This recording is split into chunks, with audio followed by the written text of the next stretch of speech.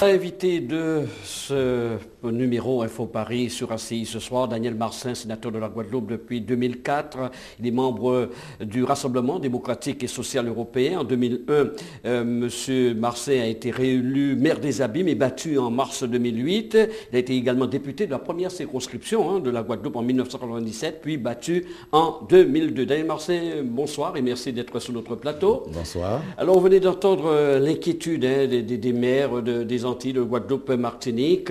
Vous avez, je le rappelle, vous avez été maire vous-même d'une grande commune, qui est la commune des Abîmes. Vous comprenez cette inquiétude aujourd'hui? Ah oui, parfaitement.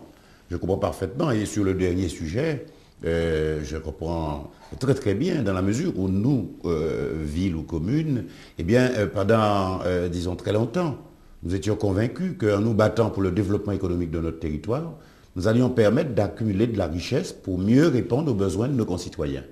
Et accumuler de la richesse, c'est-à-dire permettre l'installation d'entreprises florissantes autant que possible, de telle sorte que nous puissions, au travers de la taxe professionnelle, disposer des ressources qui nous permettraient de financer les équipements publics, la politique sociale.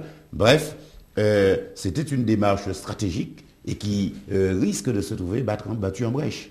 Si je prends le cas des Abîmes, par exemple, puisque vous en parliez, eh bien, j'ai déclenché le projet, disons, de zone d'activité d'Otémar, qu'on appelle aujourd'hui zone d'activité de la Providence.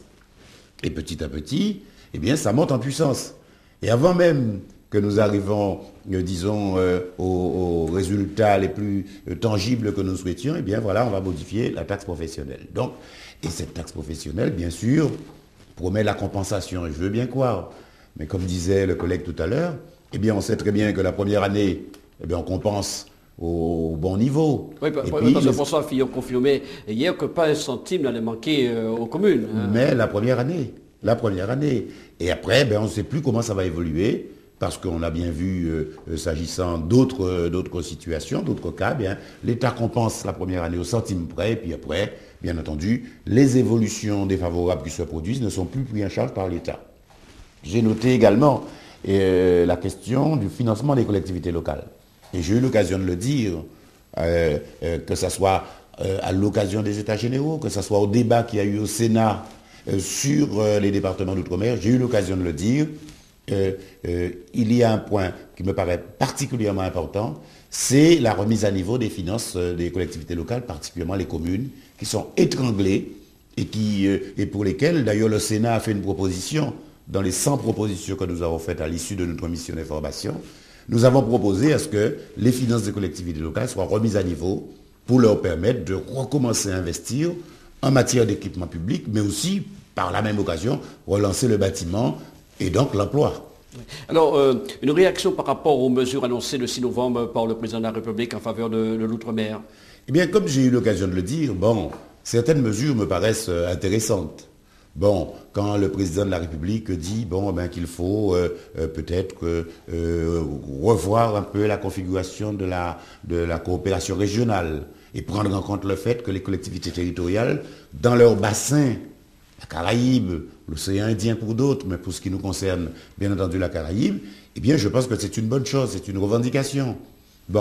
Quand il dit, il faudra peut-être que dans le cadre de cette coopération, il faudra mettre en place un cycle complet de médecine, de telle sorte que nous puissions recevoir et former des médecins venant de toute la zone. Ça aussi, je trouve que c'est très bien. C'est bien pour nous, c'est bien également pour la présence de la France dans la zone. Donc tout cela me semble participer d'une bonne mesure. Sous des plans plus concrets, quand il dit qu'il faut un plan de relance pour la diversification agricole, là aussi, c'est d'ailleurs l'une des rares mesures qui a été vraiment chiffrée, puisque je crois que c'est 40 millions par an. Donc, c'est une bonne chose encore que je me suis étonné qu'il faille attendre les États généraux pour prendre une telle mesure qui relève en réalité de la compétence de la région. Donc, tout ça, ce sont de bonnes mesures. Mais j'ai également noté qu'il y a des sujets brûlants sur lesquels on ne s'est pas prononcé. Et en particulier, la question des finances des collectivités publiques, c'est une question sur laquelle on est passé, et c'est une question brûlante, urgente, mais également une question qui préoccupe énormément les jeunes des départements d'outre-mer, singulièrement en Guadeloupe, en Martinique. C'est la question d'un plan spécifique jeune. qui prend en compte l'insertion, la formation, etc. Le président de la République a proposé un plan jeune pour l'ensemble de la France, mais connaissant la situation difficile, la situation grave dans laquelle se trouve notre jeunesse, avec plus de 55% des jeunes qui sont de 16 à 25 ans qui sont au chômage. Bref, je crois que ces questions particulièrement importantes auraient dû être évoquées, et c'est la raison pour laquelle, comme d'ailleurs la question de la continuité territoriale, parce que je suis persuadé que puisqu'on parle de profitation, il doit y avoir aussi de la profitation dans le domaine des transports, aussi bien aériens que maritimes. Eh bien, c'est pour ça que j'ai dit, je pense qu'il faut encore d'autres comités interministériels pour qu'on puisse tirer tout le parti nécessaire des propositions des États généraux. Beaucoup d'élus aux Antilles, Guyane, regrettent qu'il n'y ait pas eu de chiffrage de toutes ces mesures. Oui, c'est vrai, parce que nous aimons bien les chiffres. Hein. Bon, mais les chiffres, c'est une chose. Quand on a des chiffres, on sait à peu près sur quoi se baser. Mais ce qui me paraît important, ce sont les orientations ou alors les projets qui sont évoqués. Bon, et bien entendu, dès lors qu'il s'agit d'engagement de l'État, après, bon, il faut qu'on va trouver l'argent. Bon, mais en tout état de cause, sur une question comme le logement, pour lequel aussi je n'ai pas beaucoup apprécié le fait que le président de la République n'ait pas dit clairement qu'on va mettre le paquet, mais le paquet non seulement sur le plan financier, mais il n'y a pas que les finances, le paquet pour lever tous les blocages qui empêchent la construction de logements. Puisque vous savez, on construit 1000 et 1500 logements, à peu près 1200, 1500 logements en Guadeloupe, 300 ou 400 en Martinique par an, alors qu'il faudrait 5000 par an. Donc, et quand on analyse la situation, on se rend compte que ce n'est pas simplement un problème d'argent. C'est un problème également de blocage en tout genre qui empêche la production de logements. J'aurais souhaité aussi également entendre un mot, et d'ailleurs j'avais interrogé la ministre, Mme Panchard, sur cette question lors du débat, bien entendu, au Sénat, sur la situation dans notre mer. Alors le mouvement social en Guadeloupe veut se remettre en marche, hein, file d'attente chez les pompistes. Il y a quelques heures, une grève générale annoncée pour le 24 novembre.